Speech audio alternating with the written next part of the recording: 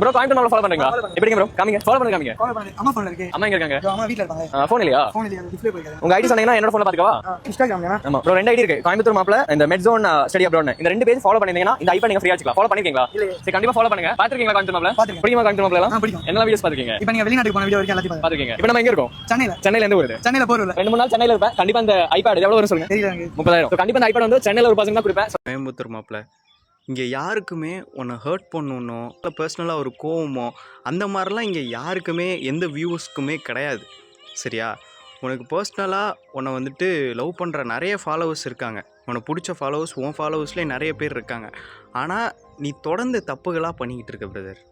உன் மேலே ஒரு கிரிட்டிசிசம் வைக்கிறாங்க. அந்த கிரிட்டிசிசம் நீ அக்செப்ட் பண்ணுற மாதிரி அக்செப்ட் பண்ணிவிட்டு திரும்பவும் வந்துட்டு ஒரு தப்பு பண்ணுற.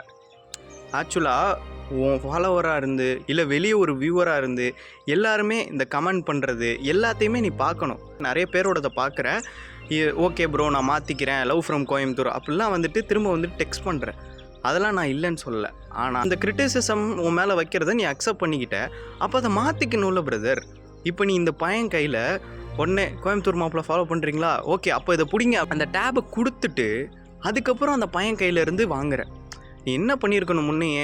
ஓகே நான் செக் பண்ணிவிட்டு அப்புறம் உங்கள் கையில் தரேன் அப்படிங்கிற மாதிரி நீ இது பண்ணியிருக்கணும். அந்த பையன் கையில் கொடுத்தோடனே அந்த பையன் ஓகே அப்படின்னு சொல்லிட்டு ஒரு கற்பனைக்குள்ளே போயிருப்பான்.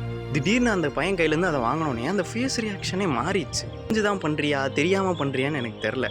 எனக்கு ஒன்றை ஹர்ட் பண்ணணும், ஒன்று கிரிட்டிசைஸ் பண்ணணும் எனக்கு வந்துட்டு பர்சனலாக விருப்பம்லாம் கிடையாது. ஆனால் நீ மாறணும் ப்ரோ. ஒரு சென்ஸோடு நடந்துக்கோ இனிமேட்டாவது. கொஞ்சம் யாருக்குமே உன்னை ஹர்ட் பண்ணணும், உன்னை கிரிட்டிசைஸ் பண்ணணும் கிடையாது. நீ பண்ணுறனால தான் உன் கண்டென்ட் இதனாலையாவது மாறுங்கிறதுனால தான் நிறைய ஃபாலோவர்ஸ் வச்சுருக்க. இந்த மாதிரி வந்துட்டு ஃபாலோ பண்ணுறீங்களா, உங்களுக்கு 500 ரூபா தரேன், இந்த டேப் உங்களுக்கு தரேன் அப்படிலாம் சொல்லாமல் அந்த பணத்தை வச்சு வேறு யாருக்கும் இல்லாதவங்களுக்கு ஹெல்ப் பண்ணு. அதான் அந்த தாத்தாக்கு அந்த பாக்ஸ் கொடுத்ததுலேருந்து ஆரம்பித்தது இதெல்லாம்.